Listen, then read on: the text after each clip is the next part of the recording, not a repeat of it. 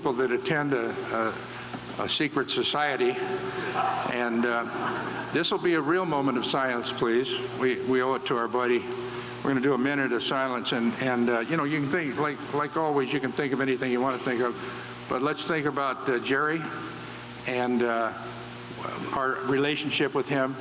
We're going to hear from some people, but as we go around the room, each of you have some sort of contact with this man over the years.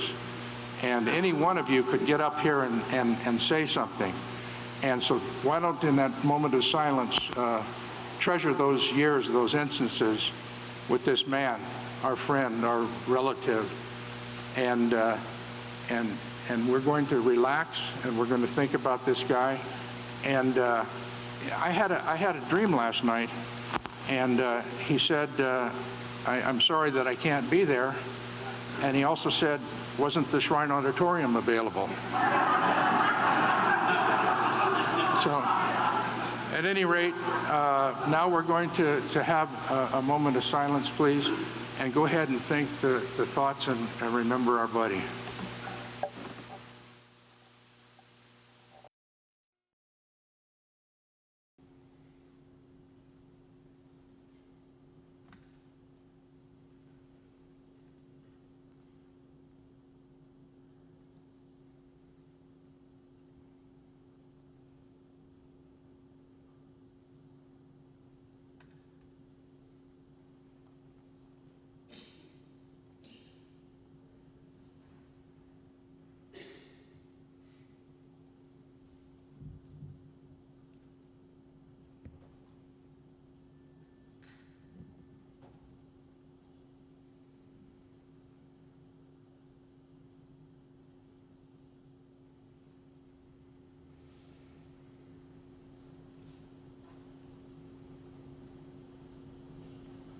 Thank you.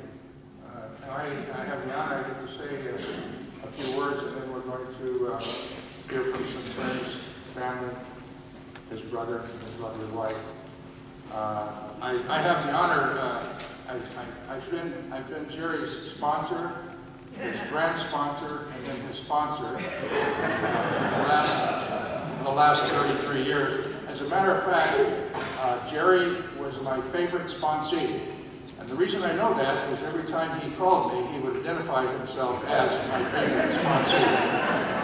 And we did that for years and years and years. And it was a fun thing for us. But the thing of it is, he was calling me. And he was calling me to do these things called steps. And it's been just a wonderful road. I mean, it's not all about not drinking. Sometimes it's about different things that we get to do. It's about different things in life. I had the pleasure, and when I say pleasure, I think you'll understand what I mean. I had the gift of being able to join he and Jeff when they spread Mike's ashes on a golf course. That was pretty cool, and different things that have come up. I got to go, but you know, every once in a while Jerry would meet a woman, and I canceled my DirecTV because it would be funny. And what happened is, and I get to say this now, it was great. And we're all men and women, and we've all experienced whatever we experienced.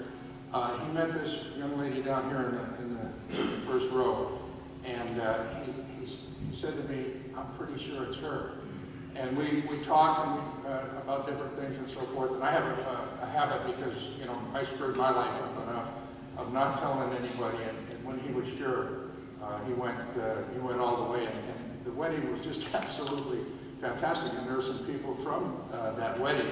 But after the wedding, he would call me up, and some bill would come in, and he'd complain about the bill. And then I would remind him to look around the house, and she'd be doing some really neat thing that women do, and say, "Now it's all right." And you know, he was, like all people, a complicated guy. One of the things, I mean, he loves so many things, and each one of you in your head, that used to scare me. not anymore.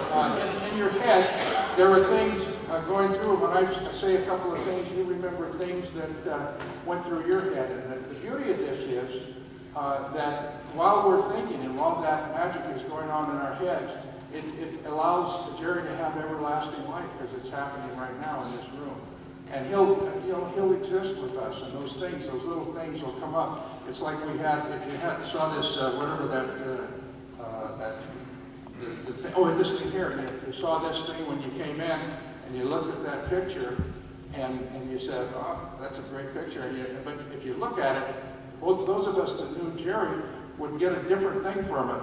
It would be like him looking at the camera and saying, a 5-iron? Or, what step is that? Or, no, I brought you the right tie, or, whatever you might have seen in that picture.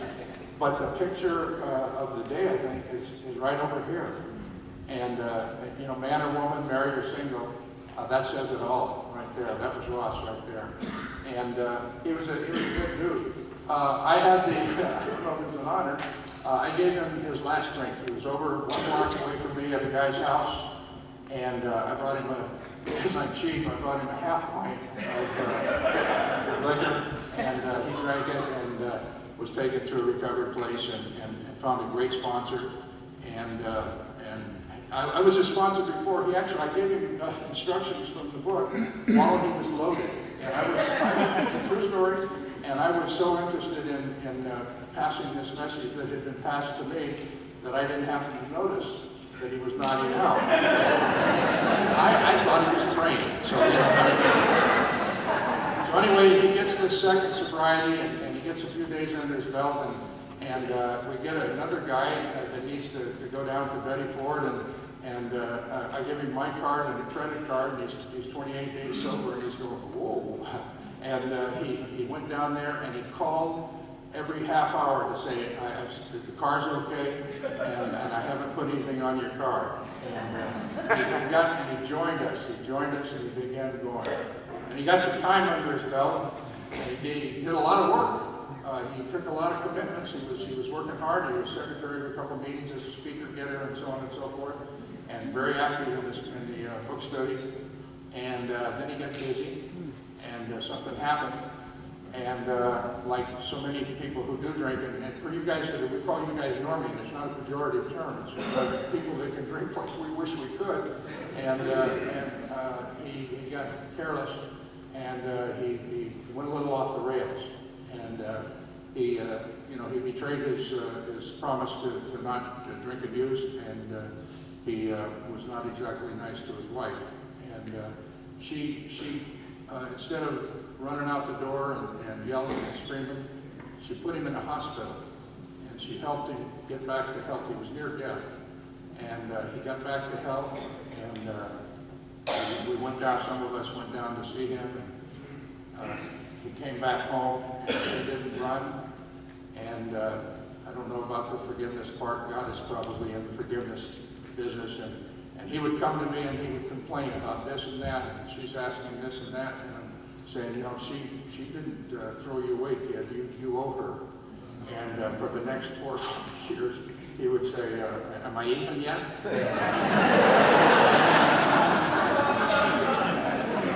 Unfortunately, he passed away still owing.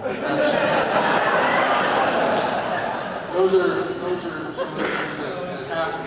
Now, we all know him from different things, and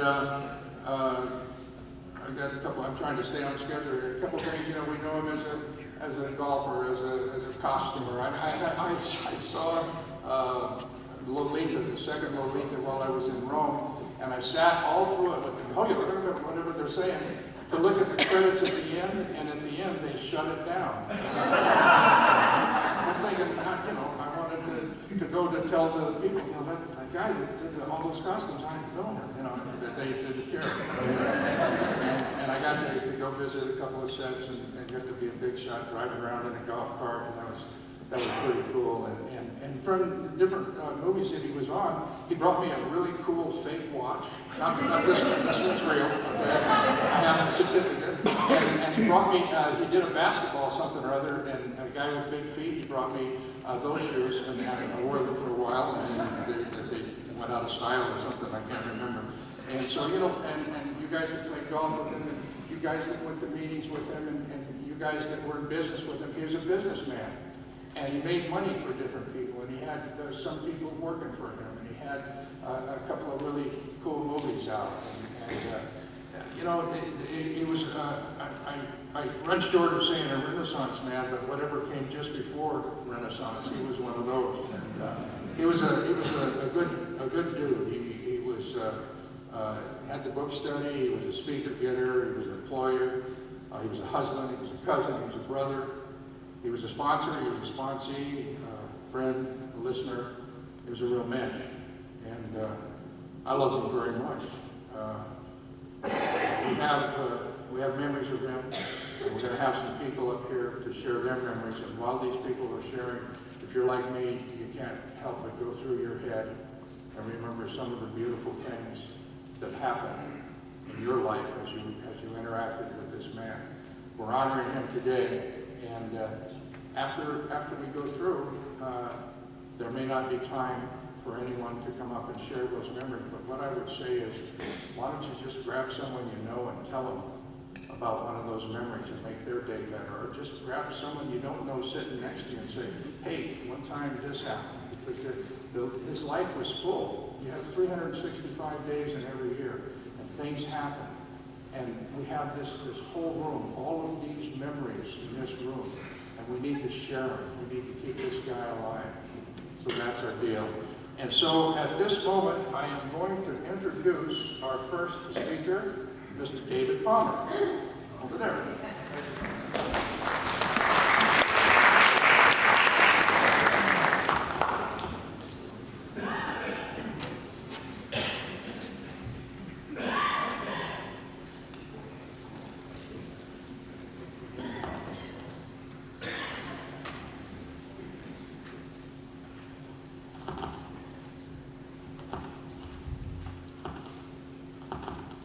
Susan Tyler and I adored Jerry Ross. We saw him at his best, and we saw him at his worst. We saw him at his hippest, slickest, coolest. We saw him at his most arrogant. And then we saw him completely subdued by consequences in life. He was capable of great love and great exasperation. He'd make you laugh one minute and want to strangle him the next. But he never elicited a neutral response. He always made Susan smile. He was a damn charmer, and she was always hip to his tricks, but she loved him anyway, and me too. We also loved his wife. She was and is a class act. I always told him the day Christy smiled at you was the luckiest day of your life. He knew it too, but I always gave him a hard time anyway, because, well, that was my job. I don't know why Jerry and I bonded. It may have been the 60s and 70s survivor thing. Like the decades, not the years, but I think we both looked with a jaundiced eye on love, peace, and happiness. We were both as cynical as alcoholic, disappointed, true believers can be. There was a spiritual place in both of us that held out hope for the future. But I think both of us protected that beautiful flower of hope with a certain amount of thorns. But I think it was AA and finally a meditative practice that made us capable of attempting to love our fellows.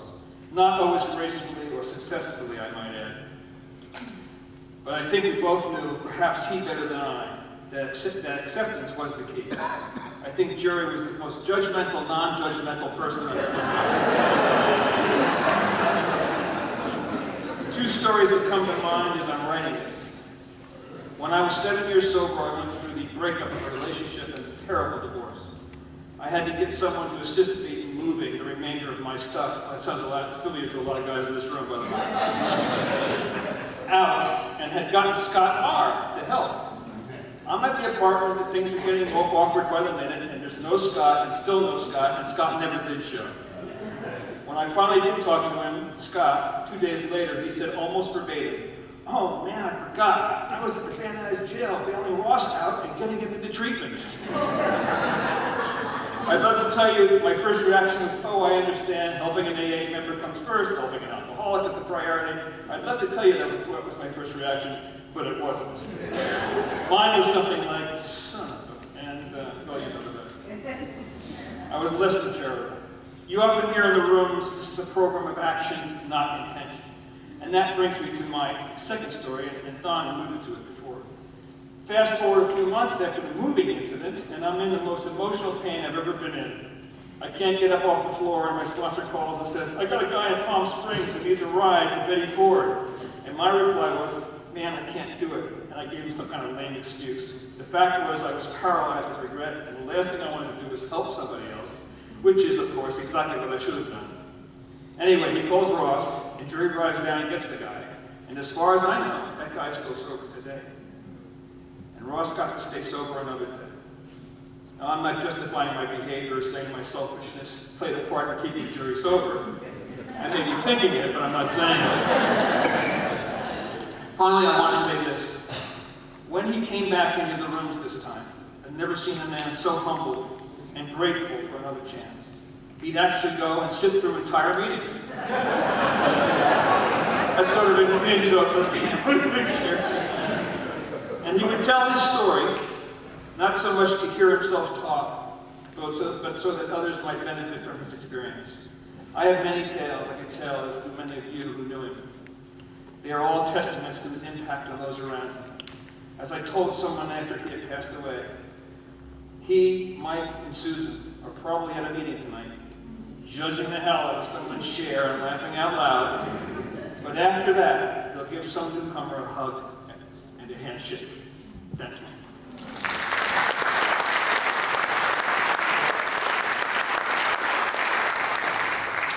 And just to add to that, that fellow that went down there, his name is Mick. He lives in Paris, and he's 21 years sober.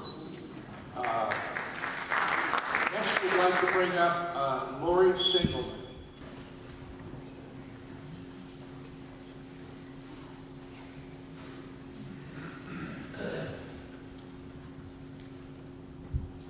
My name is Lori. I'm a member of that secret society. I'm an alcoholic.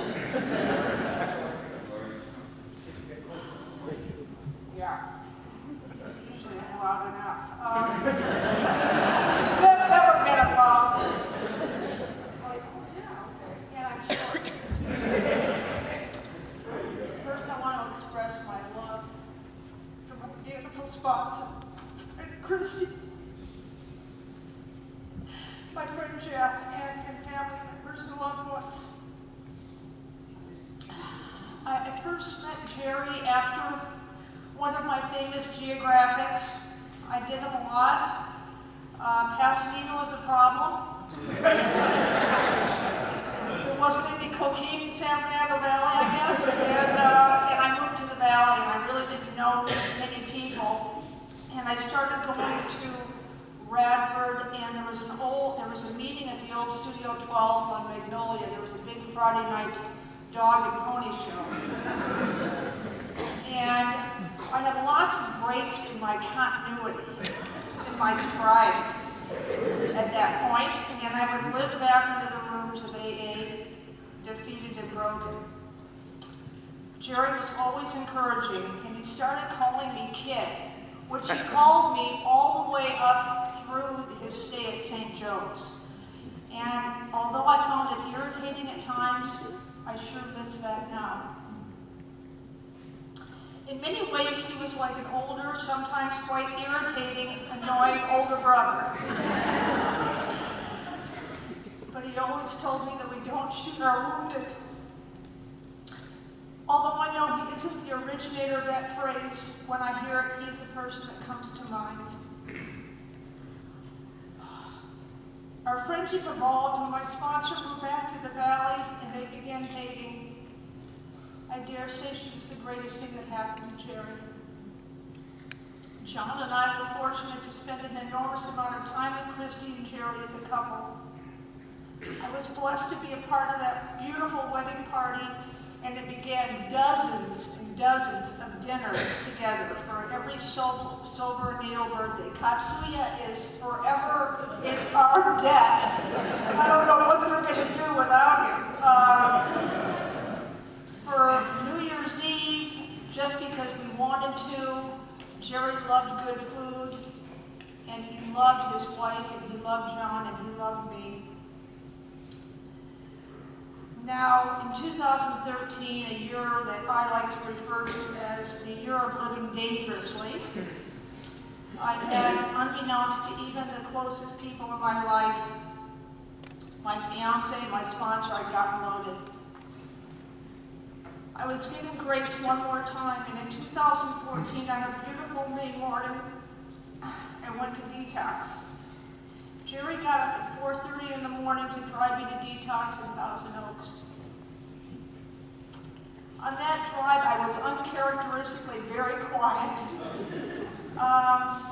And he shared his experience, his strength, and his hope with me. In what was one of the darkest hours of my journey thus far, I turned to him and I said, I don't know if I can do this. Jerry told me in no uncertain terms that I absolutely could. You see, he had traveled the same road a couple years earlier. The most important thing he conveyed to me was that he believed in me, he believed that I could do this. That is who Jerry was. He did this because he cared and loved me.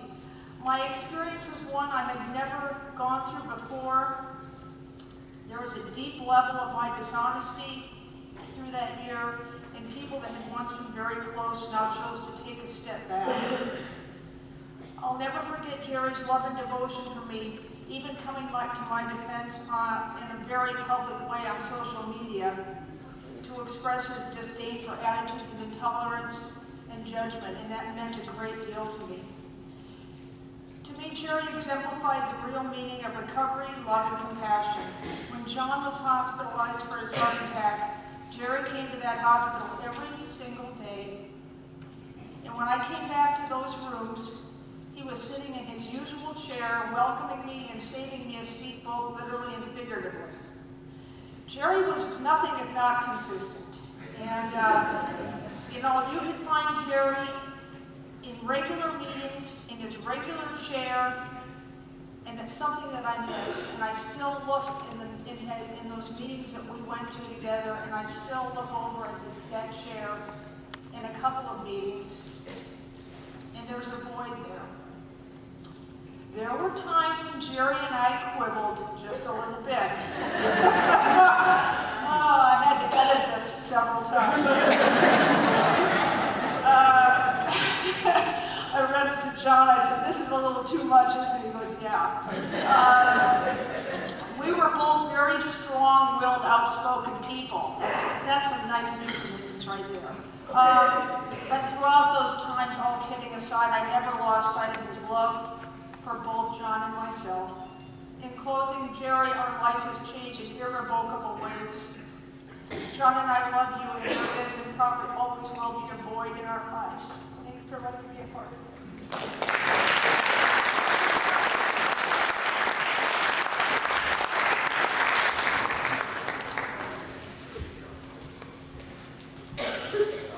Next we have Jim Wood.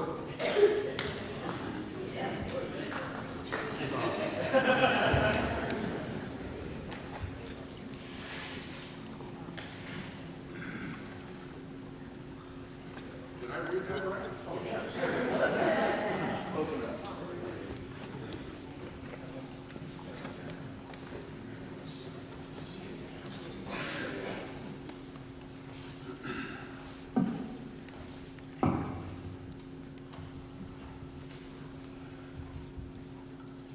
This is for you, Christy.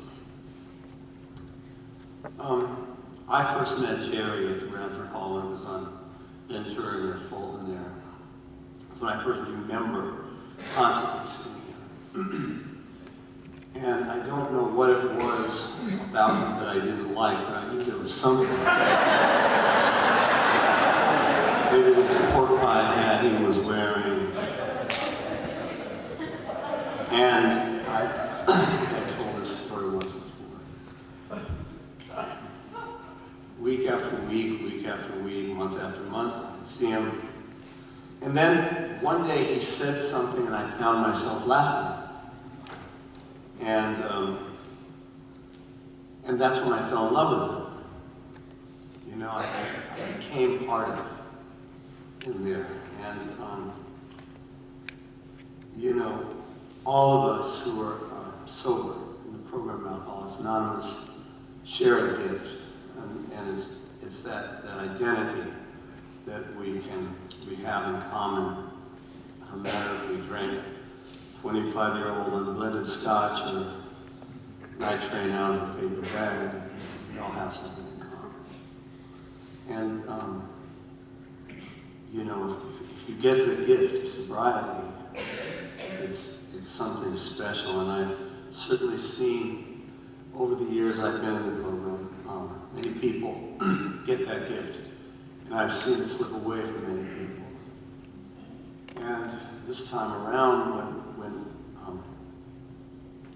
I've had my experiences of being sober and still not being a righteous human being, and the pain and the damage that caused, I know that firsthand.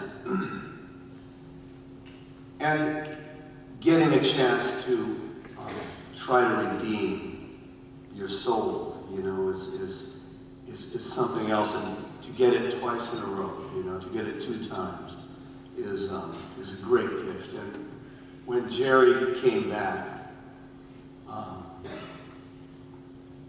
I was really happy.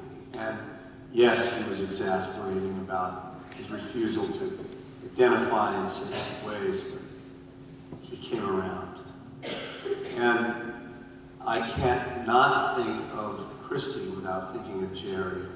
And what a beautiful and lovely couple that you guys were.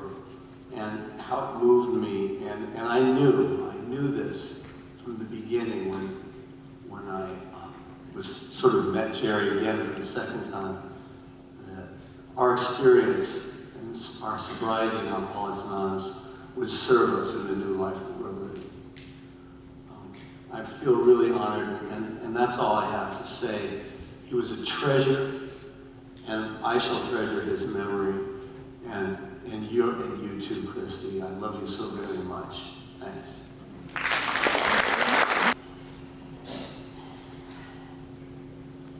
When I think of Jerry, I think of gracious humility.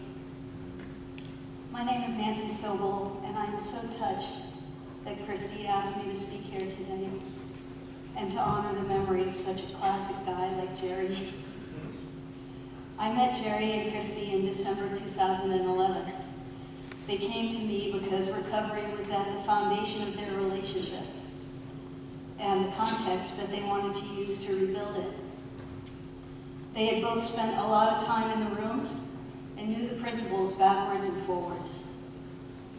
Many of us in this room are in recovery, and we hold ourselves to a rigorous standard. Our success in program is often measured by the amount of sober time we accumulate. But I wonder if some of us here have seen our addiction morph into other ways of acting out.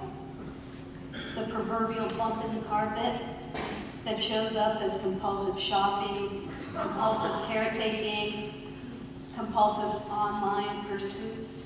Just saying.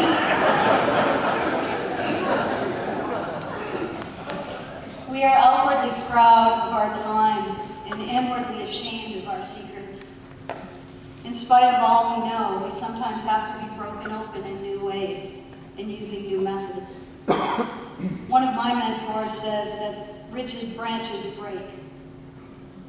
We have to learn to be flexible. That can be challenging when we are locked into our rituals and our program slogans. Maybe success comes not just in accumulated time, but in our willingness to be flexible and open-minded. What did Jerry teach me? Gracious humility.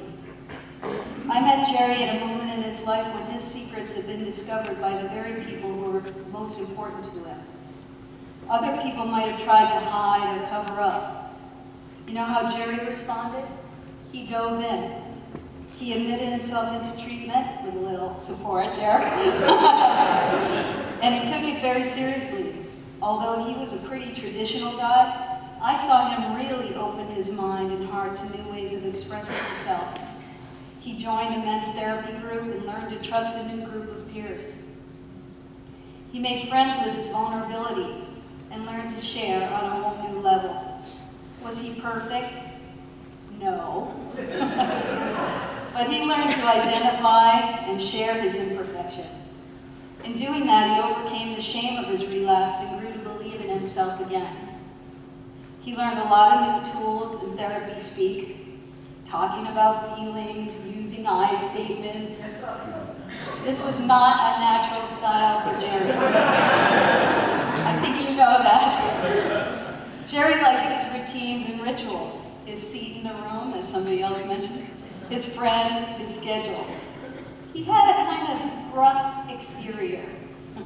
He was very independent and self-reliant. He was old school and proud of it. But he wanted recovery and he loved Christy, and he wanted to grow. He was willing to be honest and open-minded. He allowed us to experience his sensitivity and compassion. He slowly practiced leaning on the guys for support. He was so gracious about it and so funny. I loved his sense of humor and that little glint that would come up in his eye just when he was about to come out with a good one. Jerry grew to be a beloved member of our community who could courageously share his love and compassion. What did Jerry teach me? Gracious humility. We always started our group by ringing this Tibetan bowl. Jerry grew to adore this new ritual, so I brought one today. And I'd like to think that maybe right now, he's at the big meeting. And I hope it's okay with you if I ring him in. Just have a moment of silence while you listen to the ring.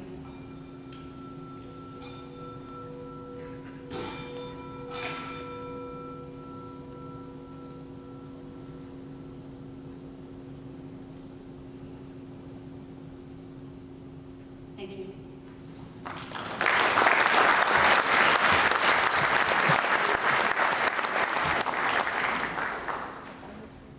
And now we have Mr. Gerald P.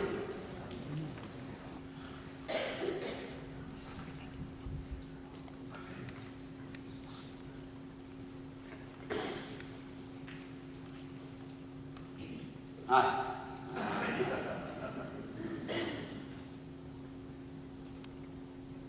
Jerry Ross. I don't know how you start this without bringing up my boss,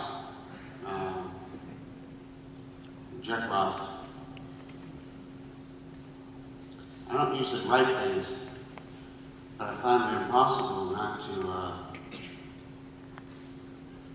write down some things. When you come to a memorial, you hear usually people talk about a guy, and they say all sorts of nice things, and you're mumbling at your seat, trying to figure out who they're talking about. We've scratched the surface talking about Jerry. Jerry was interesting. I've known Jerry for over 30 years. I knew Mike for over 35 when I worked with him on a couple of Jerry Lewis movies. And let's talk about Jerry Ross. I don't know if any of you have ever had the pleasure of sitting across from him at Starbucks, trying to figure out what the hell he was eating. They were usually about this big, and Jerry should have weighed about 412 pounds. They were unknown to mankind what went into that body of his, and it was habitual. It was every day. Every day he'd go there, and that's what Jerry's life was. And I gotta tell you, everything he did was the same thing on a daily basis. Everything. And Jerry would always come to your aid on a daily basis. He'd get to the meeting first. The Ross family would get there. The meeting started at 10 o'clock. They'd get there at 8:15. Or if there's a meeting at your house, they would get there 2 hours early, which is a lovely thing to do. They do that. Jerry brought gambling into the meetings of Alcoholics Anonymous. We mentioned David was very polite. He talked about when Jerry came back that he would attend meetings for the full run of the meeting. Wrong. we would do over under as to how long Jerry might stay at a meeting. If it was an hour meeting, you usually won if you would do the under 30 minutes. Don't ever bet on the overs for Jerry Ross. About Paul's Don't ever. You could also be assured, though, he'd be there very early and talking to any newcomer and putting his hand out. Jerry would be there to talk to anybody. He would talk to anybody he knew. He would share his life. He would be the first guy to help. He would be the first guy to put his hand out. He was complicated. He was gruff. He was gruff with a heart of gold. He was one of us. I'm going to go back and forth. I gave him his first job in the movie business. Big mistake. I hired and fired him at last known recollection 5 times. Because Jerry always had a better way of working. Usually not my way. Nor the way of any producer or actor that I ever met. So he wouldn't last. And we stayed friends through all of that. I stayed friends with Jerry throughout everything. We played golf. We played golf with a lot of guys in this room. We played golf with Jeff. Played golf with Dick. Played golf with a bunch of other guys. Jerry went out of his way to find friends who used to play at great country clubs. That's when I really liked to play golf with Jerry, because I would tag along. We used to play at Lakeside, El Caballero. I would put up with anything that Jerry did. Jerry was not a good golfer. He may have told you he was a good golfer. Jerry didn't have a golf swing.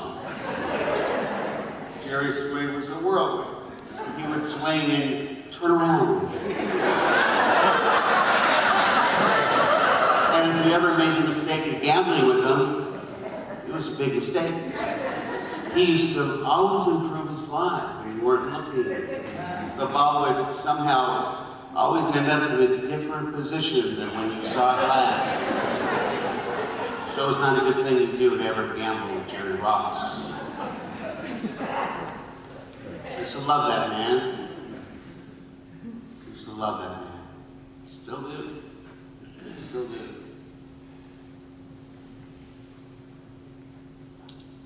But he'd go to meetings all the time. He'd go to meetings every single day. We then had to talk about his living arrangement. I don't know if anybody went to that apartment on Riverside. If you went to that apartment on Riverside, I guarantee you, you still smell. When you walk in, you didn't smell smoke. Smoke fell upon you.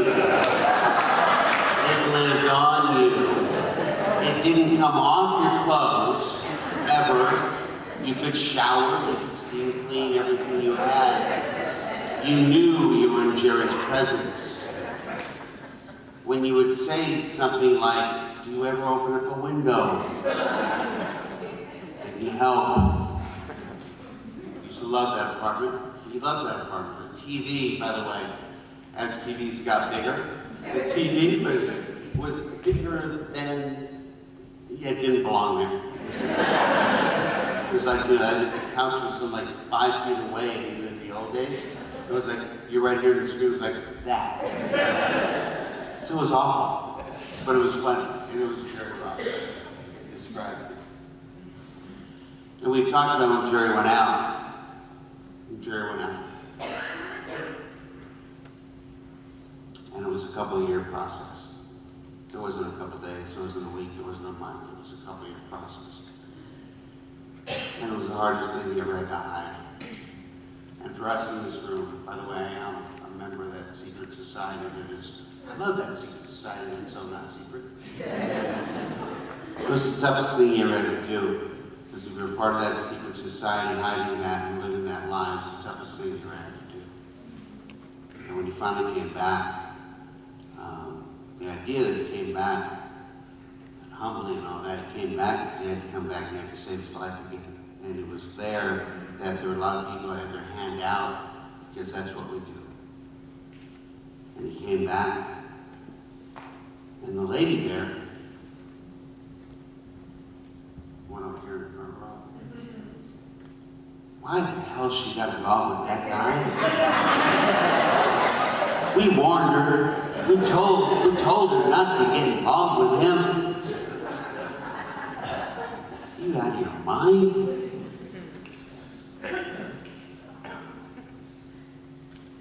It was the hardest thing he ever had to do.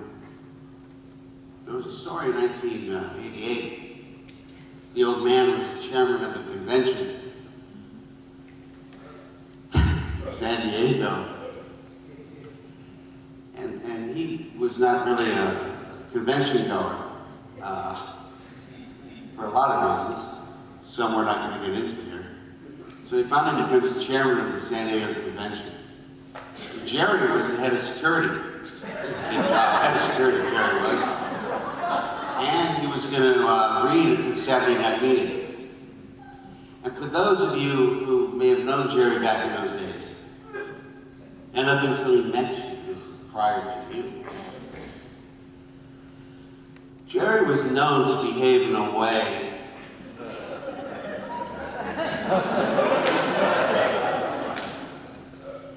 that was a little bit on the carnal side.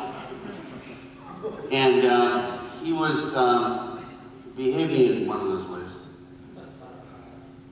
I went and knocked on his room, and the room was not really closed, and I happened to walk in. We saw a bunch of stuff going on, and I sent him home. I kicked him out. I said, "You got to get your ass out of here." Pardon my language. And I had to go back to tell Mike that I just kicked your son out of here and sent him back to LA. And Mike, who refused to see anything back in his son, asked me why. I told him it was loaded. And he couldn't read at the Saturday night speaker meeting that you were the chairman of, and that he was loaded and couldn't be head of security. Mike fought me, Jerry fought me, and he left. And when Jerry finally got sober, Jerry made the best choice he could have ever made. He got sober and picked the group of men behind us, Don and a guy that Don sponsored. And the guy that Don sponsored became his first sponsor. And luckily it wasn't me. Thank God it wasn't me. And that began his road to sobriety. And when he got sober again later on, 5 years later, he hooked back up and began the road of him being sober again for his last 5 years of his life. And then I got a call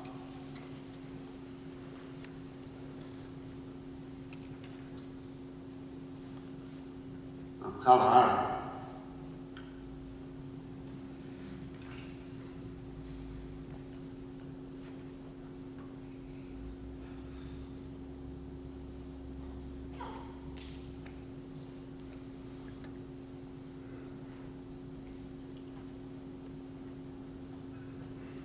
From Jeff.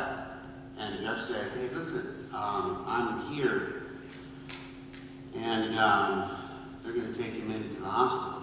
Would you, I'm not back there, would you stop by and see him?" So I walked in, and I had no warning because I hadn't seen him in a couple of weeks. And I don't know if you were there the first time I walked in, and when I walked in and saw him at the hospital, which was the beginning of his last stay. It became an everyday event, and there was nothing that that's what you do. That's what we do here. That's what the people in this room did. Whether you were there or not, I can tell you firsthand that he had every one of the people in this room in his heart the last 10 to 15 days of his life.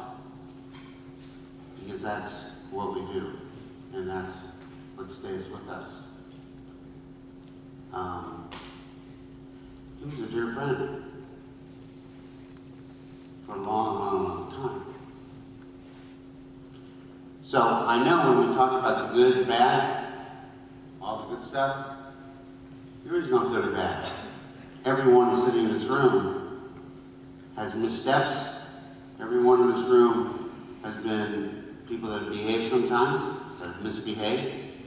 We've said things. Now that there's social media, we've posted bad things.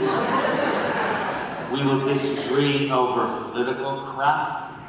We will disagree over saying hello. We will stop talking to people for the most inane things. I will say to you that I had a friendship for 30 years that I treasure.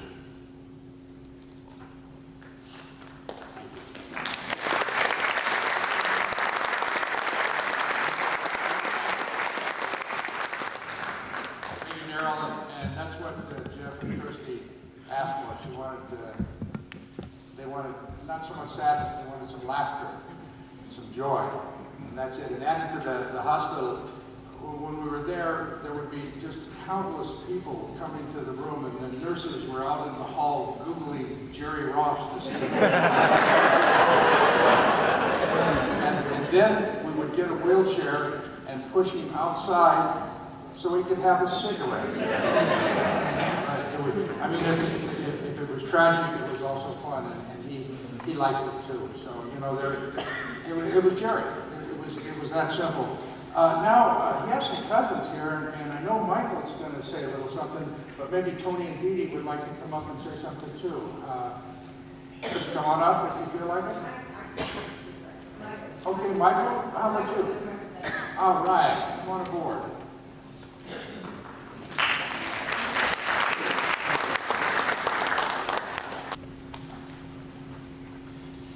Hi, everybody. My name is Michael Dietrich. Jerry Ross was my first cousin. I was very fortunate to grow up with my two cousins, Jerry, Jeff, their mother, my Aunt Tony, and their father, my Uncle Mike. The memories I've had with the family were unforgettable and truly helped me to enjoy and get through the difficult times in my life. Jeff was always my best bud, but Jerry was our leader. I believe Jerry learned that through his father, Mike Ross. I was always very, very proud of my Uncle Mike for his huge, huge, huge accomplishments in the program.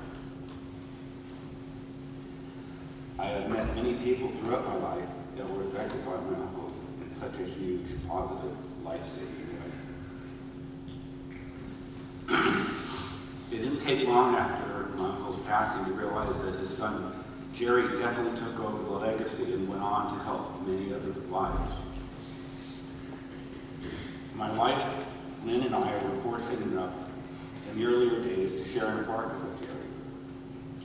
We still have very fond and funny memories. Some I could share with you and many that I cannot. I will always remember him playing the song Blinded by the Light over and over again. I saw Jerry go through all the ups and downs till he finally leveled off as he met his gorgeous bride, Christy. From their beautiful wedding till their last days in the hospital, she had proved to be such an equal and beautiful match for Jerry that made him so very, very happy. I am so very thankful for her entering into his life and into our family. I still can't believe that he's gone from our present lives, but know that he was called upon for a more important challenge in a new life. The only thing I regret is I still have never got a chance to say goodbye to him. The positive hope that we had in the hospital was beyond belief until the final turn. So, Christy, I was very glad to meet you and have you be a part of our family, as you always will be. And to my cousin Jerry, a fond, loving goodbye. God bless him. He'll truly be missed. Thank you.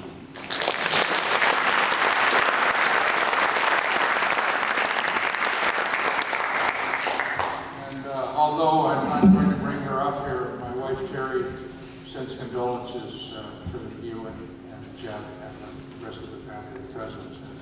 We miss him. I'd like to bring, for a rebuttal on the golf, I'd like to bring Dick Jensen up. I think it's only fair. Hi, everybody. I'm Dick Jensen.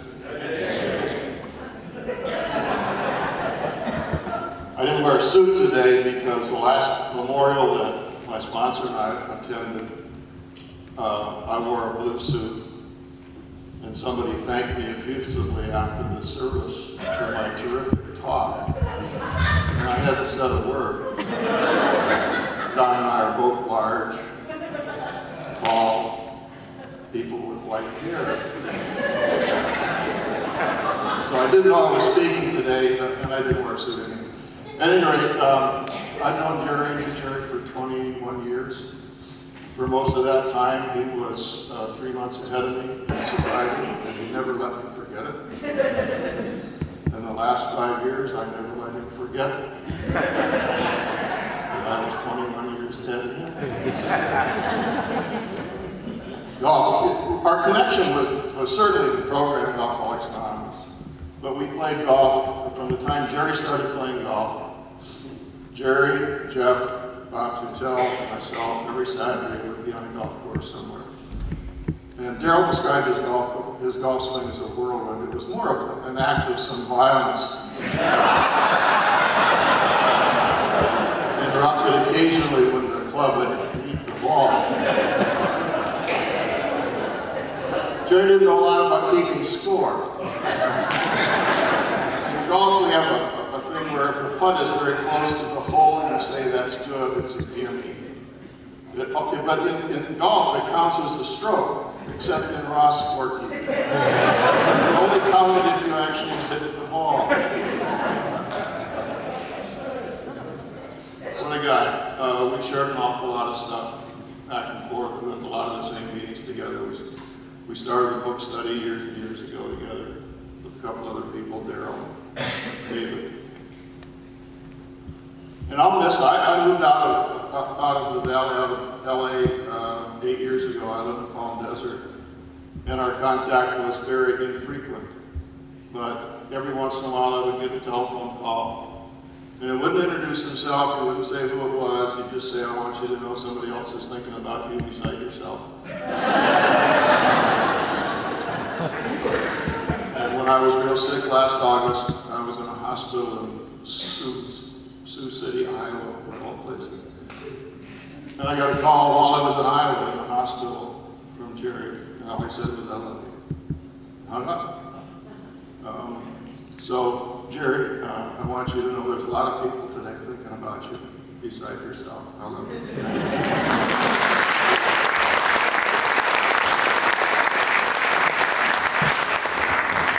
And now I'd like to bring Jerry's brother up. Jeff, would you please join us?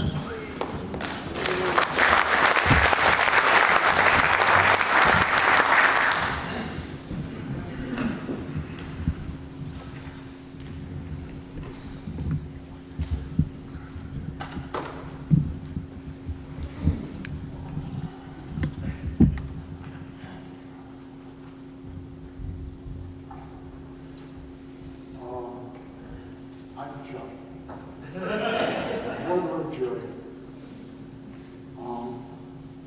God, Jerry would love this.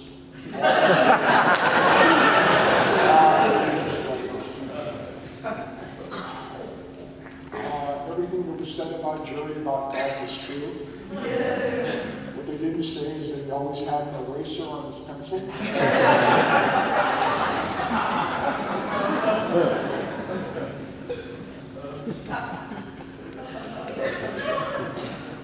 I adored playing golf with Jerry. We fought like cats and dogs.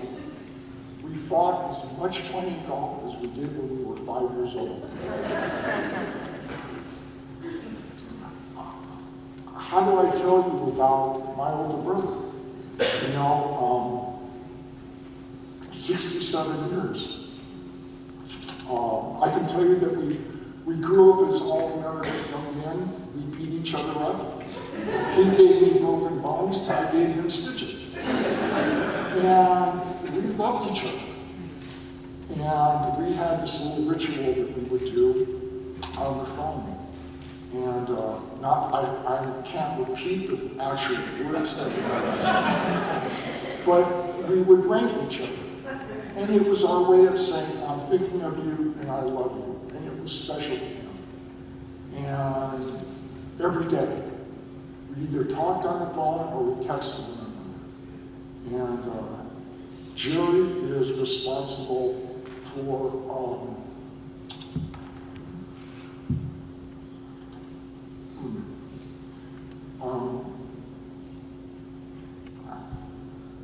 Jerry's responsible really for my life.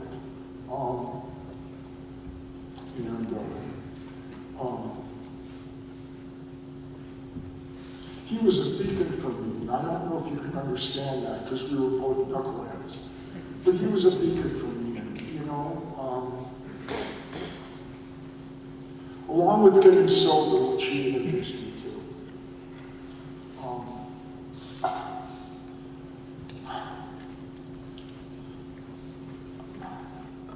I was at the end of my disease, and I had a house up in the hills, and I was living there by myself, and I was lonely. Everybody was gone, the girlfriend left, the friends were gone. I wasn't seeing anybody, I was isolating.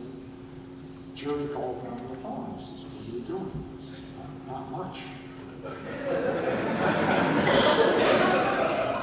I said,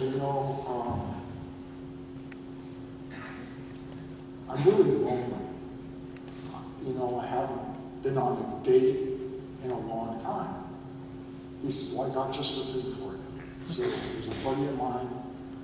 We go to this AA meeting over the hill at this recording studio on Friday nights. How about if we come and pick you up and we'll take you to this meeting?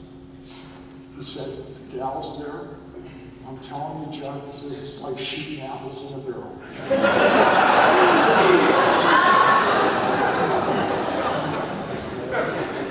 Maybe for him.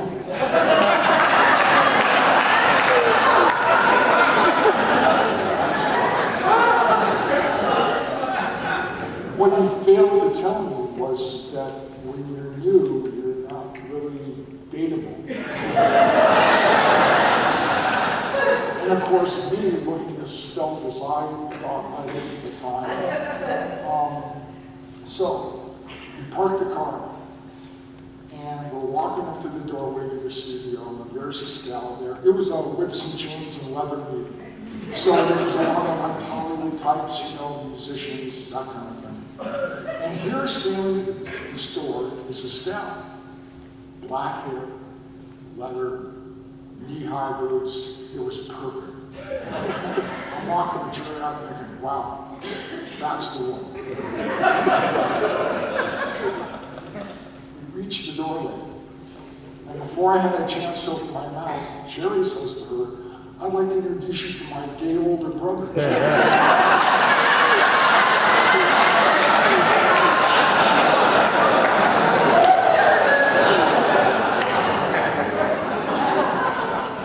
That was my introduction to AA. And of course, I got him back for that. I waited. I can do revenge. I can do it. It's right back here. I can pull it out anytime. But I love Jerry so much. What getting sober did for our family was phenomenal. And thank God the last few years of my mother, father, and my brother's life was spent us really being a family and really loving one another and caring about each other.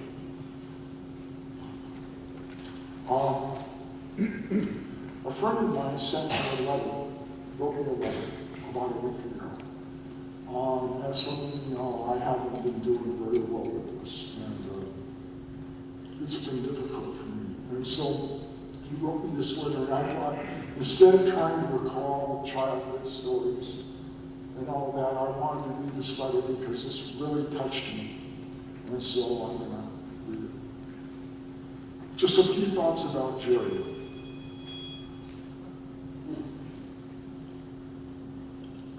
Just a few thoughts about Jerry.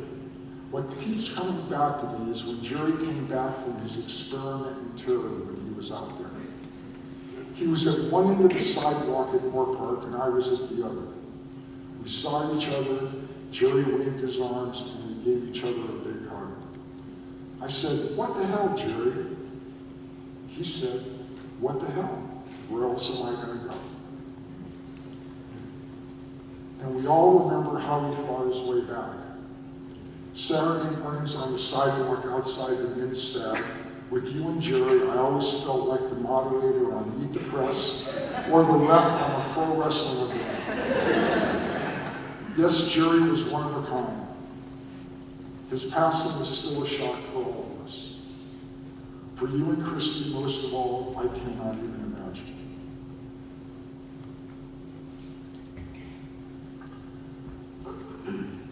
And when a brother or a friend passes, they take a part of all of us with them. And for a while, we're diminished by it. But after time, what we get in return are memories. Memories of a life that was, and in that, they still live. They are still with us forever. In a native part of my culture, the belief is when we pass, we go across the Star Road, into the beyond to be taken under the wing of the great mystery.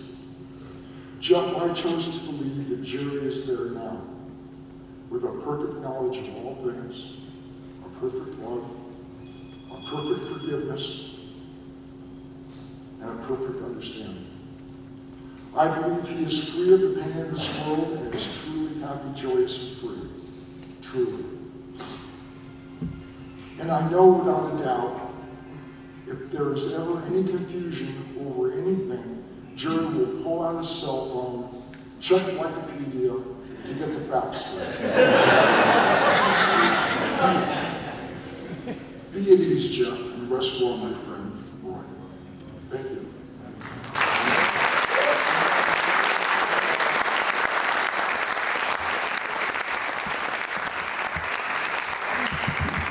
Now it's a pleasure to bring up Mrs. Ross, Christy Kettle Ross.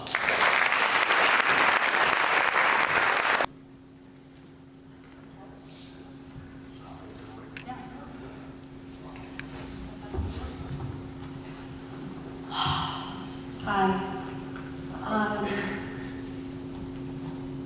We're here today to celebrate my husband. We're here today to celebrate Jerry. And I look out in this room and I know that he would be so touched and honored to have all of you here. Today wasn't supposed to happen. It wasn't supposed to happen right now. His passing took me, and I think all of us, by surprise. He was supposed to come home. He was my friend, my husband, and my love. And he was a dichotomy in just about every way possible. He adored drugs and alcohol. And he was even more committed to Alcoholics Anonymous.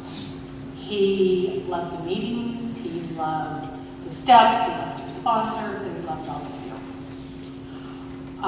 you. He was an extremely private person who loved to be the center of attention.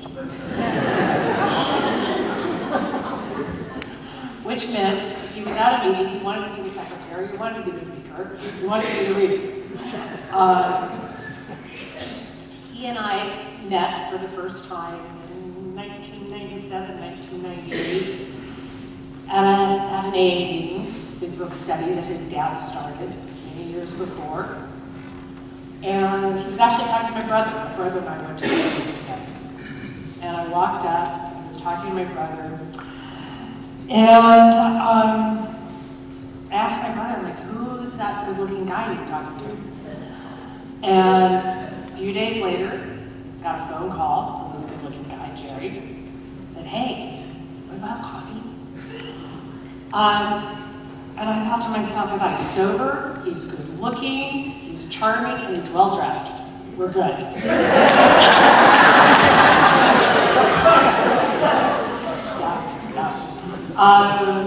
So So we started dating, started to get to know one another, and a few months into it, we realized we were at a fork in the road. Because, as it was alluded to, I mentioned, my husband was quite related. And I was not having any part of that. I wanted a committed relationship. That's what I wanted, that's what I was here for. And we kind of danced around that a little bit and like, this isn't gonna work. So we went our separate ways. And we ran into each other here and there at meetings. And then we didn't see each other for like 8-9 years. And then in 2009, April of 2009, I was looking at my friend's Facebook page and I saw that Jerry Ross was one of her friends. And so I thought, I'll say hi. I'll see how he's doing. It was just a hi. And anyway, he asked me out to dinner. And I thought, it'd be nice to have dinner with an old friend. Sure. That sounds lovely. And he asked me, do you want to take me to Katsuki? Shocking. So I came up, I was living in Orange County, and I came up from Orange County to go to dinner. I love Katsuki. I'm like, this is great. I realized, I'm having dinner with my old friend. And when we opened the door, there was a spark. I went, this might be a little bit more than dinner. I don't know. And 2 months later, we started seeing each other, and he was a changed man, and we wanted a committed relationship, and we were doing this thing, and so we're seeing each other, and I'm in Orange County, and he's up here, and it was coming up for the weekend, and he called me this day. It was Friday. He called and he said, "Do you really love me?" And I said, "Yes." He said, "Are you sure?" I said, "Yes." He said, "Really? Do you really, really love me?" Yes. Yes. And then that was during the day, and then before I drive up, he calls again. He said, "Do you love me?" I said, "Yeah, I do." He's like, "Oh, really? Really? Are you positive? You're positive?" I said, "Yes." And as I'm driving up, I get the call. "Do you love me? Are you sure?" Oh my God. And when I got to his place that night, same thing, same questions. I'm like, oh my God. He was so nervous. He was so nervous. That was the night that he asked me to marry him. And that was in June. It was a couple months later, June of 2009. And, that was the beginning of, our relationship again. And he gave me the most beautiful wedding ever. It was, for those of you who were there, it was absolutely magical. It was a storybook wedding. It was everything I wanted. My dad had been sick and broke his hip before the wedding, and it was perfect. My dad broke his hip, but was able to walk me down the aisle, and my husband was there, and it was perfect. And I had everyone that I loved at that wedding with me, in my wedding party. Everyone that he loved, everyone we knew was at our wedding party.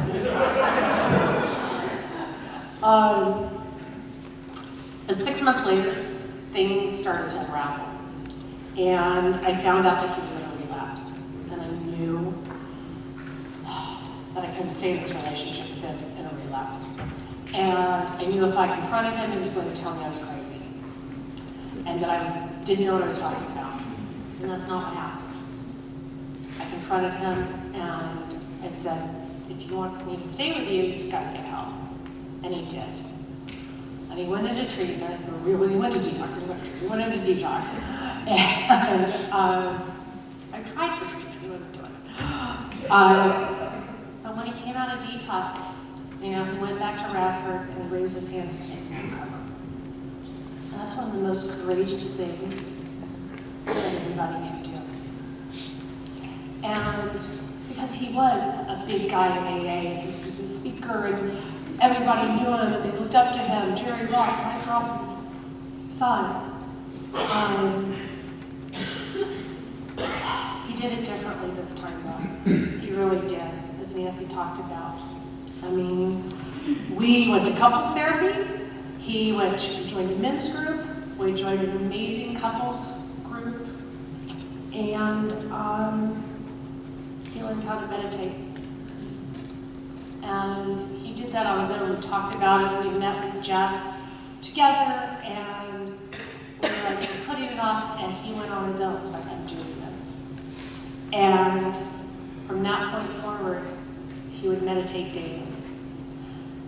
When I first met Jerry, I would talk about things, and he'd say, oh, I don't think it's that deep. I don't think it's that deep. He's like, no, it is that deep. And it's deeper, and it's deeper, and it's deeper. And he dove that deep this time around. You know, and what Nancy talked about, he started to learn about feelings. My husband did not know what feelings were. He didn't know how to identify his feelings. When he was in detox, they gave him a little list with like the smiley face. This is happy, this is sad. He was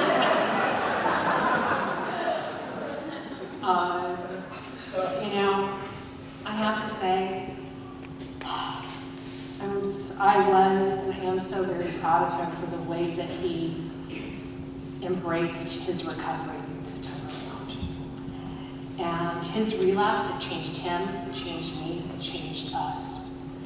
And it was the catalyst for much deeper work of the both of us to do. And it gave us an extended family that we love dearly. And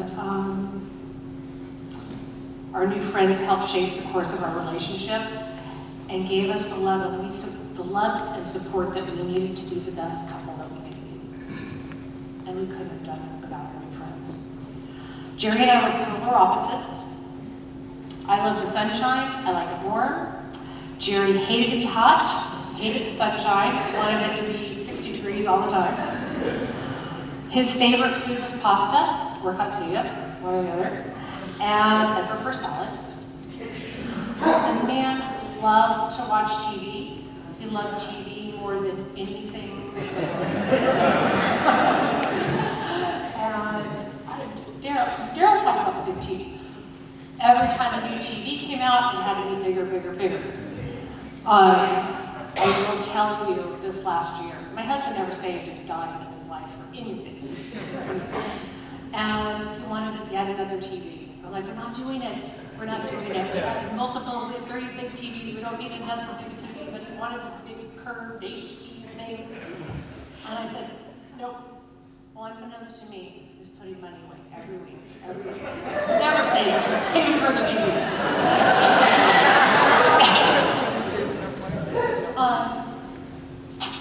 Where's Lisa? Lisa and I went, one of my closest friends, Lisa and I went to, with Black Friday, we went to Best Buy. I was going to, she wanted to get an OK Google thing. And we were there, and I called him, and he said, well, you check to see the TV's on sale. And we knew that he had a mass on his kidney, but we didn't know what it was. And when I got there, the TV was on sale. I'm like, no TV, we don't have a TV. But he was so excited. And he ran there and he bought the TV. And he only had it for a minute. And I know it made him so happy. And I'm so grateful I didn't find him on the damn TV.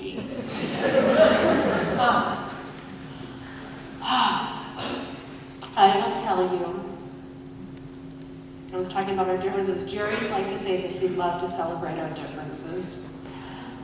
And regardless of our differences or our differences in opinion, we had one thing in common. And that was that no matter what happened, we didn't leave.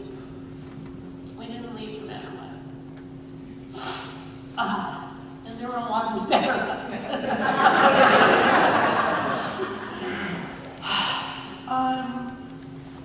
Looking back, I see so many things that I took for granted, little things that he did to take care of me, to love me. The man sent me more flowers than any human being should ever have in their life. Actually, that's how I broke my wrist. My girlfriend and I were moving all of the vases out and all about. You know, he loved to shop. He bought me beautiful clothes, shoes, bags, jewelry. We both loved to shop, so that was good. He made sure there was water in the tea kettle every night before we went to bed, so that when I got up in the morning, the tea was ready. He turned down the bed, laid blankets out for me,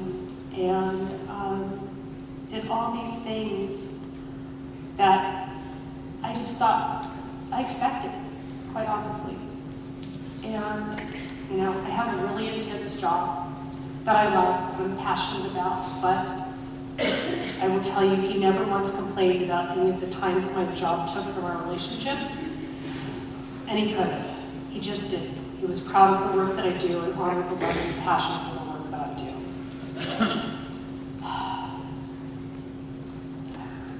You know, I want to thank his cousins and his family for embracing me and loving me and showing up for us and for me.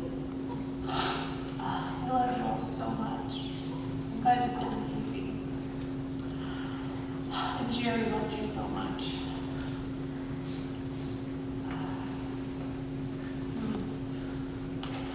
I have two little stories in Poland.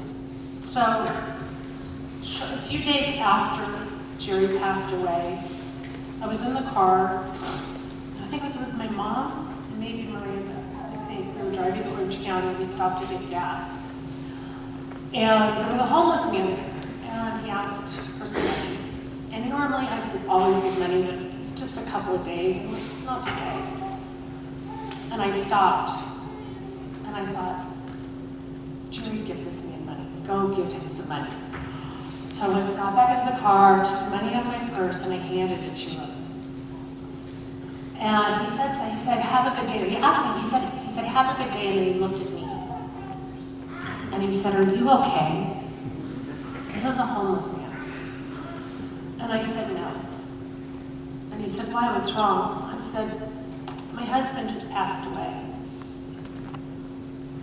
And he stopped and he said, I did the right thing, I did the right thing. And I said, what do you mean? And he said, he's in a much better place and he's happy now. And I felt like that was Jerry's way of letting me know he was okay. As a lot of you know, I recently moved, and I was going through things and giving things, donating things, and I came across the shaving kit that I had taken to the hospital filled with things that he needed. And when I got home, or actually right before I put it in the bag of things to donate, I emptied it, I dumped it out. A couple of days later, I looked at this shaving kit. I had another note. I mean, it's not attracted to it at all. Don't want this shaving kit. But I thought, all of a sudden I had this thought, you know what, go check the shaving kit again. So I opened it up, look inside, there's nothing there. There's a bottom compartment. I even shook it, it didn't feel anything. I'm like, open it up. So I opened it up, and there was a chip in there for 31 years. Oh, I think he might have given it to him. I don't know if it's good. Anyway, so there's a chip in there for 31 years. In March, I'll have 31 years of sobriety. So I feel like that was his little present to me. It was said earlier, but Jerry was a son, a brother, a cousin, a friend, a sponsor, a sponsee. He was daddy to our puppies and our precious little turtle princess. He was my friend, my love, and my husband, and I'll miss him forever.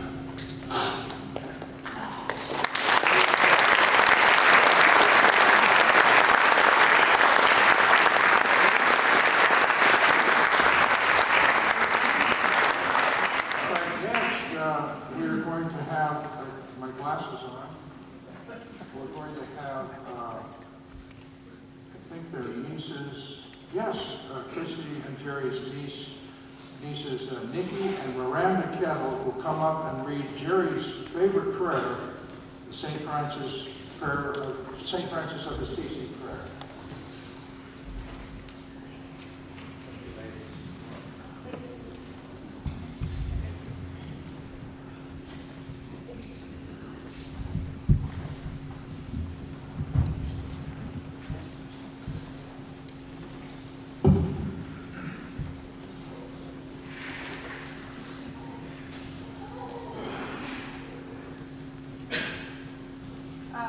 So I think it was just that this is a prayer that our Uncle Jerry would say every morning for his morning meditation. It was really important. So Prayer of St. Francis of, it says, Lord, make me an instrument of thy peace. That where there is hatred, I may bring love. That where there is wrong, I may bring the spirit of forgiveness. That where there is discord, I may bring harmony. That where there is error, I may bring truth. That where there is doubt, I may bring faith. That where there is despair, I may bring hope. That where there are shadows, I may bring light. That where there is sadness, I may bring joy. Lord, grant that I may seek rather to comfort than to be comforted, to understand rather than to be understood, to love than to be loved. For it is by self-forgetting that one finds. It is by forgiving that one is forgiven. It is by dying that one awakens to eternal life. Amen.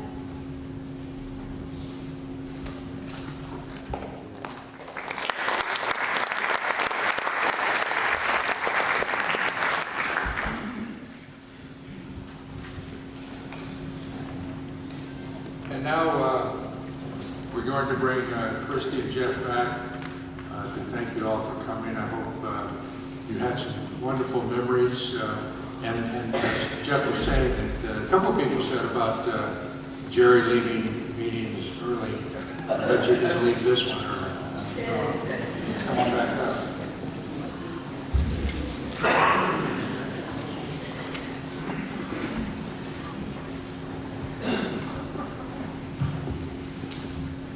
Thank you all for coming today.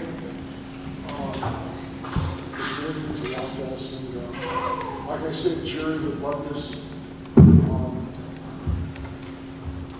He touched a lot of people's lives and hearts. Thank you.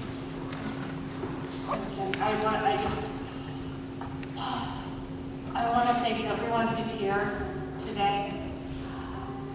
You know, obviously, he touched your lives in some way, and you've touched our lives in tremendous ways. The last 2 months has been the most difficult 2 months of my life. So many of you have shown up in so many different ways. I want to thank everybody individually, but I know I'm going to forget people, and I don't want to do that. And again, Michael and Lynn, Tony and Bob, God, everybody that spoke, Jamie and Patrick, Karen and Patrick, Jamie and John, Miranda and Bob, Valerie and Eddie, and Jamie and Valerie are 2 of my 3 sponsors. And I couldn't live my life without them. But everybody who came to the hospital and who was there with him, I can never thank you enough. I love you all. Thank you for being here. Thank you for all the people that volunteered. Oh my God. Yes. Katya, oh my God, today wouldn't have happened. I don't know where you are. Today would not have happened without you. She did so much. She did so much to make today happen. And for everybody that helped put today together. And for Julia, I know you're very excited. Anyway, Julia, where are you? Hi, baby. She put together the flyer, she put together the program, she did everything. And to my work family, thank you all for being here. I love you all so very much. From the bottom of my heart.